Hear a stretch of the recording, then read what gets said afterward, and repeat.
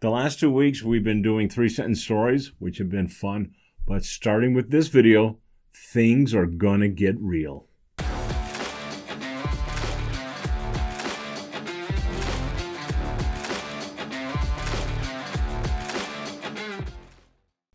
This is going to be a great month. There's a couple of things about it that really have me excited.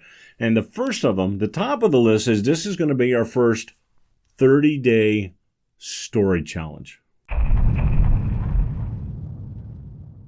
And what does that mean? It means that during the month, we're going to be working on a short story. Step by step, I'll lead the process.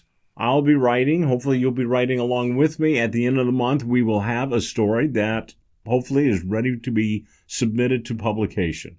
So, as I have mentioned previously, if you write 1 page a day, that's about 250 words, a very reasonable challenge that you can expect to be able to make. And you write 5 days a week, that's roughly 20 pages at the end of the month. That's a good size story. That's a 5,000 word story generally in rough terms. And definitely the right size for publication if you're looking to be in an anthology or submit it for a magazine, or even if you're just writing it for your own self. So that's exciting. And like I also said in a previous video, that if you did that every month, at the end of a year, you would have 12 stories. You'd have about a 240-page book of stories that you've written. That's quite an accomplishment. A book in a year for you. And even if you don't want to publish, that's still a book that you've written. And that's an exciting goal, and it's very obtainable. The other exciting thing is that this month we're going to do an actual call for submissions response. In other words, I found a call for submissions by an anthology. We're going to use that as the guideline. And at the end of the month, I'm going to submit my finished story to the anthology, what they're calling for, and hopefully you'll do the same. And you'll be able to see me go through the process, and you see what I do, and then just kind of copy, not my story, but the process for your own story. So for me, I'm just so excited. I read about this call for submissions, and it just sounded so cool, and I got to write a story for that. And so that's what we're going to be doing. Almost all of the short stories that I've had published have gone through the call for submissions procedure. And what that does is, because the publisher has parameters, they have guidelines, they have a theme that jumpstarts my creativity. It gives me a point to start, and I just move forward. And the more exciting that theme is, the more enthused I am to be able to write a story about that topic. As soon as I saw this particular call for submissions, I knew that this had to be my first 30-day story challenge. So this publisher, I've had 2 stories published through them as part of their anthology. And one of them I enjoyed so much after the fact, when I got finished writing it, that I turned it into my Kicks Comics project, and that I'm moving forward with, to be able to create a graphic novel based on this story. I just loved the story so much. I knew that I had something good and moved forward with it. This could be the same thing for you. Often I find that the stories that I write for other publishers, for anthologies and for magazines, are something that I can turn into something much bigger, because in the process of creating, I've created a story world that is, to me, is fascinating. And generally, the readers that I've run into find them fascinating as well. So this is a great opportunity. Okay, and then so I'm going to post up the call for submissions page, or at least, my transcribed version of it. And they're calling for stories about Dogs Save the Queen. All right, the publisher is Hemelein Press. The length is up to 17,000 words, and the pay rate. All right, let's talk about that. So here's the deal. Hemelein Press, they do an anthology every year, and the proceeds for that, the sales of that anthology, go to helping young writers attend the Life, the Universe, and Everything conference in Salt Lake City. So I find it a worthy cause. Maybe you don't, but it's still a publishing credit. So if you are accepted and you get put into this, it counts just every bit as much as one that pays professional rate. So I hope you won't bow out of the challenge just because this is only going to give you a author copy of the book. But it's going to have an audience and people are going to get exposed to your writing. And I think it's a very worthy charity or a very worthy cause to be able to get young writers moving. And so I love being able to do this.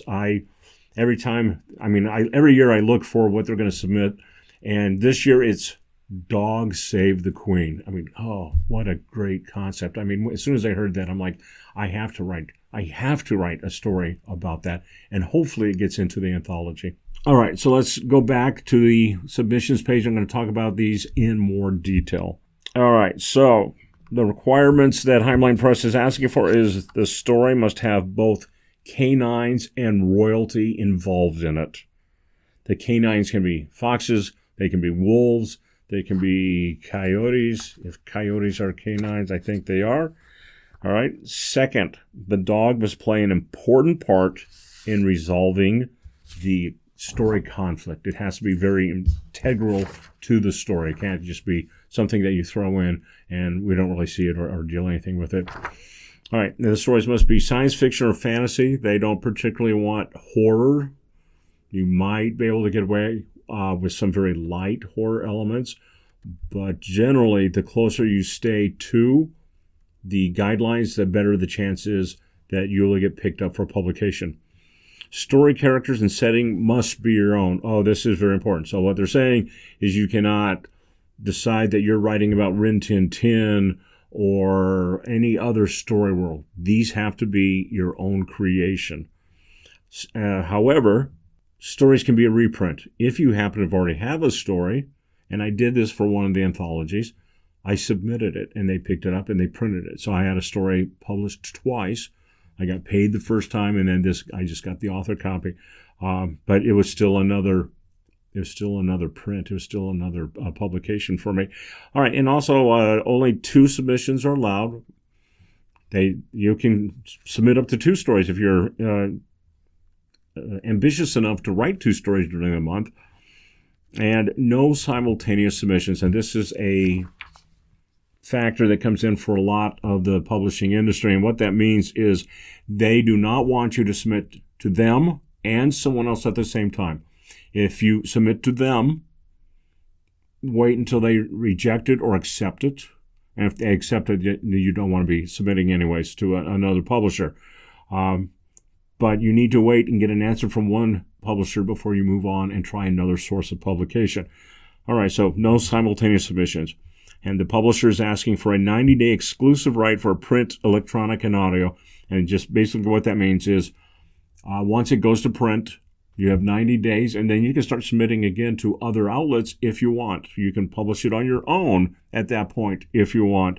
Whatever you want to do with it. They just want 90 days free and clear where they can do this and, be able to get be able to sell copies of the anthology and just sell copies for as long as they want to, and that's a good thing. It's not going to prevent you from selling copies elsewhere or doing whatever you want to with it from then on.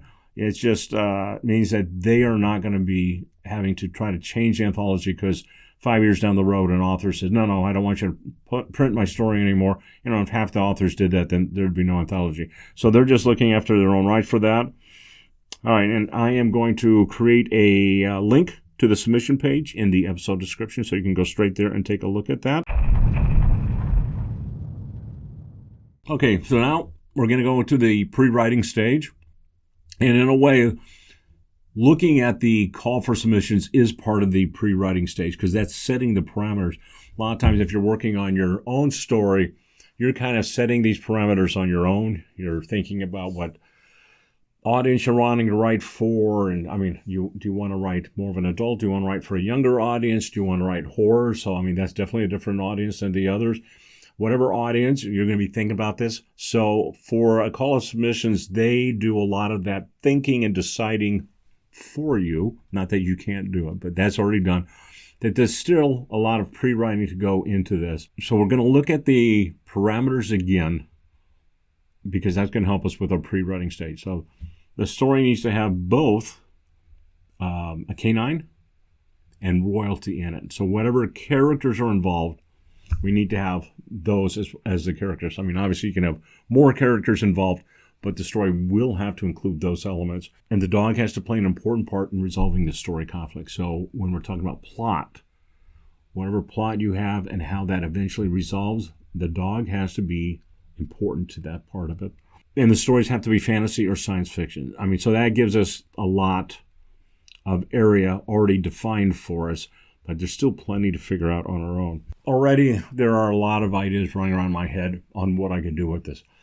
I could have a young prince or princess whose father's killed, and the royal dog goes with them on a mission to find out who the murderer is, who the assassin is that killed the king. I mean, so that's a possibility, and there's a lot of ways. I mean, if you write it as a science fiction, it's going to come out much differently. It gives you different options of what you can include. If you do fantasy, same thing. So very different stories, even though they use the same storyline. And that's the thing. Storylines, depending on who you ask, there's a limited number of basic storylines in the world. I've heard as low as there's only 4 different storylines that make up all stories that are ever told. I've heard 7, I've heard 12. But the idea is really there are limited amounts of things that happen for the base storyline, and then all the rest is in the details. And so this is the case too. So even if all of us decided that we were going to write a story about a young royal person and the family dog, the royal dog, solving the king's murder, there's so many ways to go about it. You could write it really as more of a mystery, kind of hard-nosed detective mystery, but we're swapping out these young people for it. Or we could write out as more of an action-adventure kind of thing. So maybe the dog immediately sniffs out and they're on the trail, and we have a fantasy story where they're going through this countryside, and there's ogres and there's dragons and there's giants and all sorts of things, right? Very different story than maybe, like we said, the detective, or in space. Maybe we are dealing with political factions, and we focus so much more on the political factions and the maneuvering within that atmosphere to be able to determine who the assassin is of the king. Or maybe it's an urban fantasy. So an urban fantasy, fantasy that kind of takes place in the modern world, in the cities. And maybe the main character is a detective, and they have a dog. That person has a dog, whether it's a guy or a girl, and that dog has an ability to sniff out fae. They've been specially trained to pick out fairy folk. And so there's reasons to believe that whoever has committed a crime, it doesn't have to be the killing of a king, it could be anything. There's been a crime and associated with the royal family. Maybe it's a theft of an artifact that's important to the family line. But they hired this detective and his dog to find the culprit and return the item. I mean, there's another possibility, and which would play out very differently. It's kind of an interesting one. I'd like to do that story, but it's not the one that I've picked on. All right, for me, I'm always going to be going, or almost always going to be going with what is something that no one else I think is going to do. I really try to outguess my competition if I'm submitting for an anthology. What are they like to do? And those items I mentioned fall well within the realm of what I would expect probably several of the writers to do. And I don't want to do that. I want to be different. I want to stand out. And by doing so, that really increases my chance of being picked up for publication. So for me, there's really only one choice of where this story kind of needs to be. And that is that we are telling it from the point of view of the dog. The dog is the character that's important here. Already, that I suspect that few, if any, of the other submissions will write it from the dog's point of view. And there's so much I can do with that, writing as a dog character. Oh, yeah. I really think that this could get picked up because of what I will do with the character and how I'll make it interesting that it's a dog. I think just the fact that the main character is a dog is interesting all on its own. But yeah, I'll work my writing magic and make it really appealing. I also want to write this as a science fiction story because that gives me a chance to kind of recreate the dog in a high-tech manner. So here's where I kind of cheat a little bit. I mean, it is asking for a dog, and technically it's going to be a dog. I'm going to give him a dog, but I'm going to try to expand the definition of dog. And in this, I'm thinking maybe because of genetic breeding or whatever science, this is a dog that can teleport. Now, in D&D, they have dogs like this. They're called blink dogs, and they can kind of blink from place to place. So already I'm thinking of a scientific version of a blink dog as the main character. That's obviously intelligent and can have thought processes closer to human, but maybe it would be more fun if it's not completely at that level. All right? I mean, it's going to be more fun if it still thinks like a dog. It thinks like a dog and is an intelligent dog, right? A way intelligent dog. To me, all right, already that has got so many possibilities. It can be very funny, I think. I'm sure that I'll introduce humor into it because there's so much room for that. And also to get readers thinking about my story. And so if I present it, not it's just Randy writing, and this dog is now Randy. I mean, it's basically my thoughts, and I claim that it's dog. No, I'm going to really try to make it be dog thoughts. And I think that my readers will like that. They're like, that's good. Yeah, that seems like that's what a dog would think, right? So, I mean, that could be so fun, and it should be different, and I think it will really stand out. Okay, there's still a lot more to do on the pre-writing end of it, especially on some character development. I mean, I've got a rough idea. I know who the character is, and I'm going to change it up a bit. I still haven't come up with the main plot yet, but I do have a character, and this next video I will be working on the characterization of that dog. There's some things that I can do so that as I'm writing, it is definitely going to feel like I'm writing, that this is a story being told through a dog's eyes. And so we'll cover that on the next video. And I'm just so excited to get started on this project. So I hope you are excited too. And if you've got some ideas, leave them in the comments, all right? And don't worry that someone else is going to take your story idea. Like I said, there's just really only a very limited number of basic story ideas out there. It's all in the details. It's all in how you tell the story that makes it good. I mean, you could follow exactly what I'm doing and write the story, and it's going to be different than when I write it. And so, that's okay. But it would be so fun to have people put in some ideas. What do you think is possible? And maybe that's not what you're going to write about. Maybe you're not going to write at all. But I encourage you to throw out some ideas there. And I've pretty much run out of time for this video. Like I said, please leave comments. Next time we're going to pick up right where I left off. We're going to talk about characterization and whatever else we need for pre-writing. Probably a better idea on the plot line. And this is going to be fun. So until next time, later.